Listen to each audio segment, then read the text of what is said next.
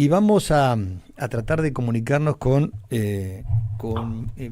un dirigente rural, un dirigente de Federación Agraria, un hombre que ha interpretado, más allá de sus cuestiones vinculadas a la lucha agraria, una cuestión intelectual y que la ha escrito y que la lleva adelante haciendo docencia a lo largo y a lo ancho de la República Argentina.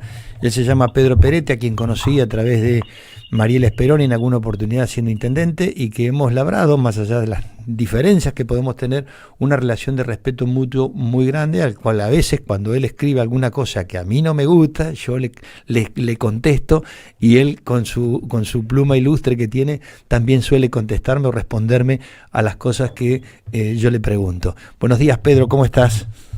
Buenos días, Jorge querido, pero nuestros acuerdos son infinitamente superiores a nuestras pequeñas desavenencias Pero coyunturales. por supuesto, ni hablar.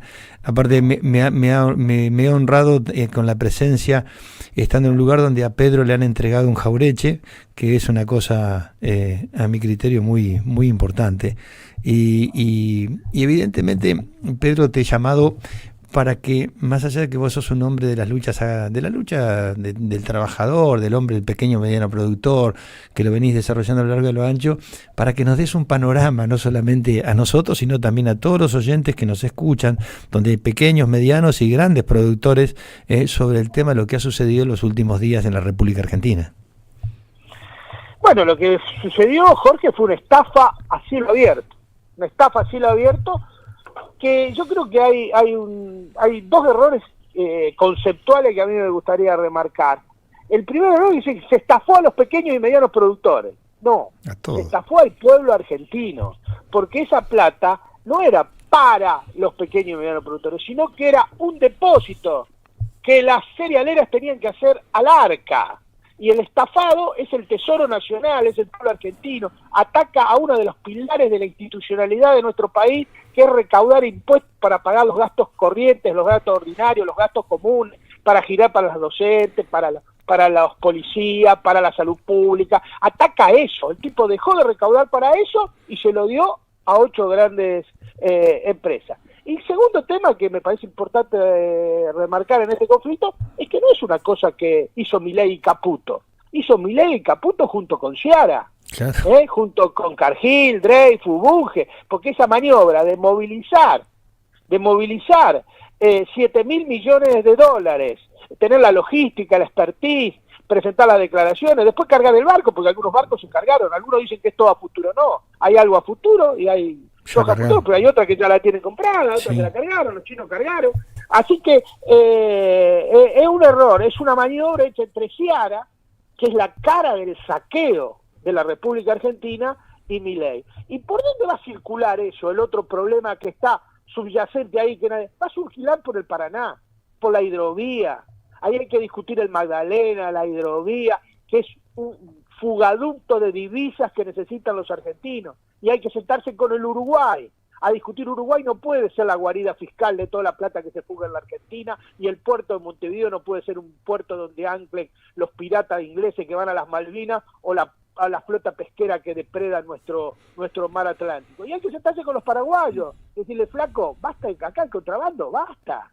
Arreglátela vos, si querés tener un país contrabandista, sos vos, pero no, acá no va con el contrabando, acá hay que parar eso y hay que cobrar el tema de la hidrovía, tenemos que recuperar el control del Paraná, hay que nacionalizar el Paraná por ley, hay que mandar una ley al Parlamento y nacionalizarlo. El Paraná está extranjerizado, se navega con flotas que están con ley extranjera. El Paraná hay que navegarlo según la ley argentina, no podemos resignar esa soberanía y perder el Paraná.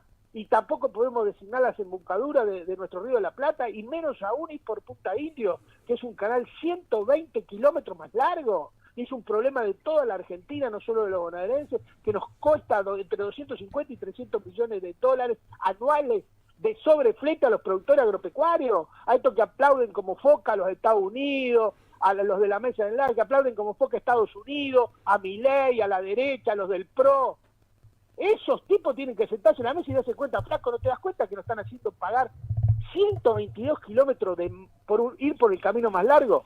Y con esto te cierro, Jorge. La Argentina es el único país del mundo, en la historia universal del comercio, que elige transportar su mercadería por el camino más largo, que es Punta Indio, en vez del más corto, que es Magdalena. Y es el único país en el mundo, según dice el doctor, el ingeniero Tetamanti, es el único país en el mundo, en la historia universal, que entrega las desembocaduras de sus ríos. Eso dice que es un caso único también en el tema de la navegación. Es el único país, Pedro, en el mundo que también omite tener la posibilidad de un transporte ferroviario como corresponde. Bueno, ¿viste? ni hablar. Que genera de alguna manera un costo logístico impresionante con respecto a la competitividad a nivel internacional.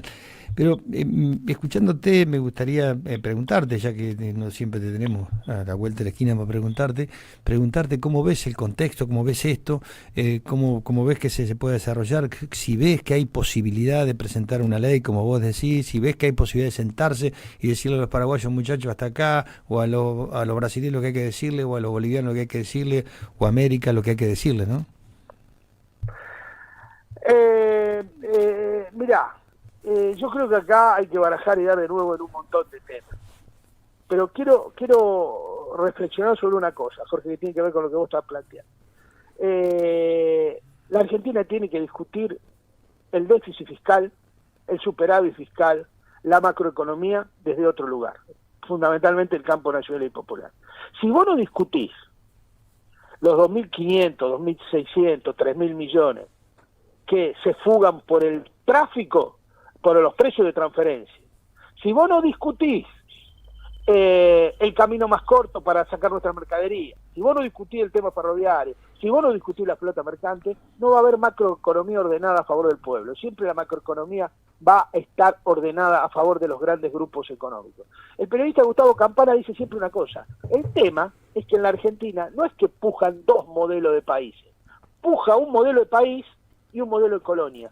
El antiperonismo no ha logrado construir un modelo de país.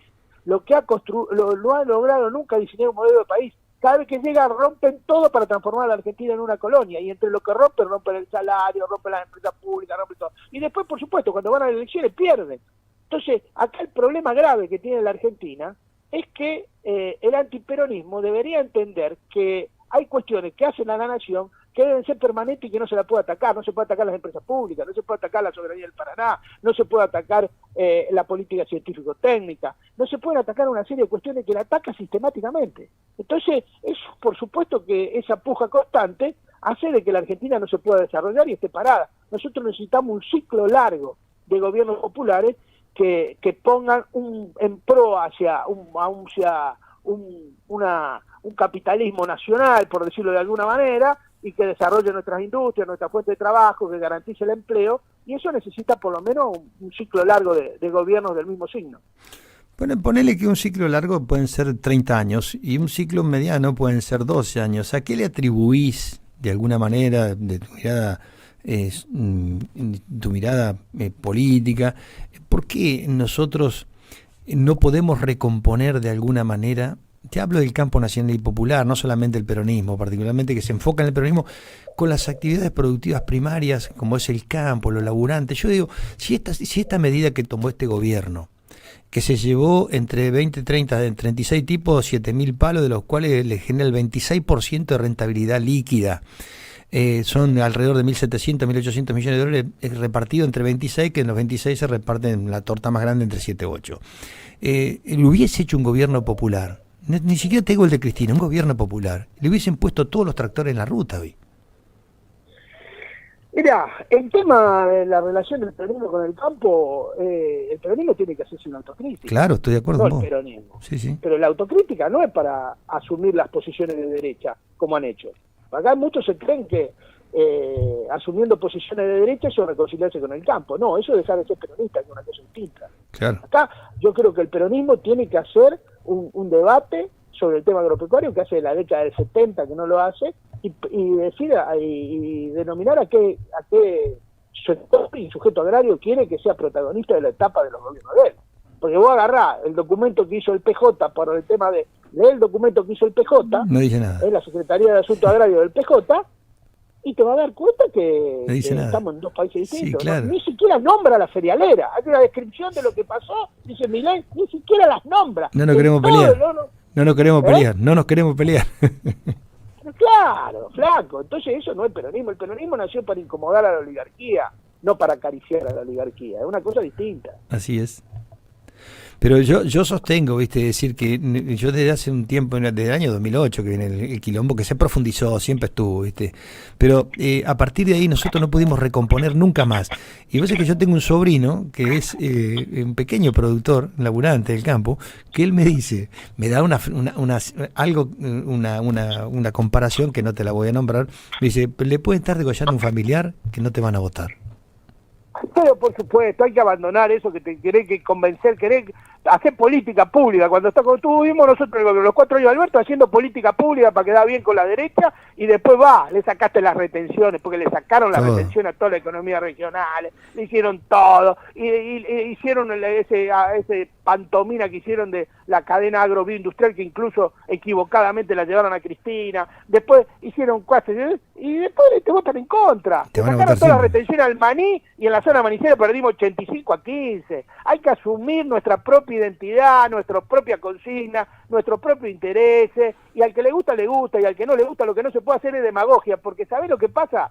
En esa demagogia de querer parecerte, el votante siempre elige el original a la copia, y si tiene la copia, si tiene el original ahí a mano, si tiene la UCR, que es un partido hoy de derecha, si tiene el PRO, que es de derecha, si tiene la Libertad Avanza, que es de ultraderecha, ¿para qué va a votar a un peronista que siempre tiene el riesgo de que se le dé vuelta? No, acá hay que hacer una política nacional, popular, al servicio de nuestros intereses, y dar un debate con la derecha por las retenciones cementadas, por el Paraná, por la flota mercante, por el ferrocarril, por la concentración de tierra, por los pools de siembra, por cada tambo tenga un pueblo. Hay que ir a esa política agropecuaria, no a la otra de disfrazarse de derechista para ver si rajuña algún voto. Esa es mi posición, querido Jorge. No, y respetable. Me gustaría que nos cuentes un poquito de qué habla tu libro, tu último libro que escribiste. Que bueno, pero espero que me lleven ahí a presentarlo. Vení cuando quieras. No me hagas spoilear, Vení cuando quieras. Te ofrezco la sede del partido. Te ofrezco la sede partidaria nuestra, nuestra unidad básica, para que lo presente en nuestra unidad básica.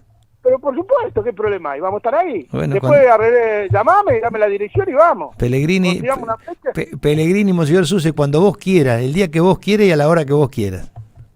Bueno, después lo arreglamos.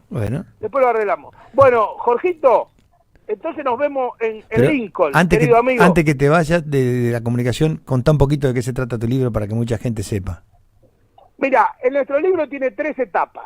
Primero, habla de la necesidad de hacer una política agraria para el bien común y no para el balance en las empresas. Hacemos un poco de historia, de la historia del peronismo y el sector agropecuario, todo lo que hizo Perón a favor de los productores agropecuarios, los 100.000, explicamos un poco la política de los 100.000 arrendatarios rurales que transformó en propietarios en una de las políticas de reforma agraria más importante de América Latina, y que está absolutamente ocultada, tergiversada, invisibilizada. El segundo aspecto es una descripción de cómo es la agricultura hoy. Analizamos la agricultura de 3 pisos, el dueño de tierra, contratista y pool, analizamos lo que es un pool, explicamos todo ese tipo de cosas, analizamos el rol del periodismo, analizamos el rol de la Federación Agraria y de la Mesa de Enlace, y hacemos 45 propuestas concretas para otra política agropecuaria. Eso es lo que consiste el libro, y lo vamos a discutir ahí personalmente. Pueden ser, son una base para la discusión, no es que sea esa palabra de rey, no. Y es genial, claro, eso, generar un debate genial. Pero alguno tiene que, y después te llevamos también ese día las 20 propuestas que para mí tiene que levantar el peronismo en las próximas elecciones del 27. Se las hicimos llegar a Julián Domínguez, que tuvo la gentileza de atendernos y de recibirla y de escucharnos. Son 20 propuestas que creo que tienen que ser parte de la plataforma agropecuaria del PJ, que parte de la primera, una discusión sobre quién es y qué significa ser productor agropecuario. Si productor agropecuario, Jorge, de la familia Brito, que tiene 90.000 hectáreas en Salta, si lo es Grobo Patel, si lo es Virreyes. A ver, si el que alquila tierra es productor agropecuario o es rentista rural. Bueno, esa discusión nosotros la planteamos, y nosotros creemos firmemente que tenemos que hacer una política para el productor agropecuario, no para el rentista.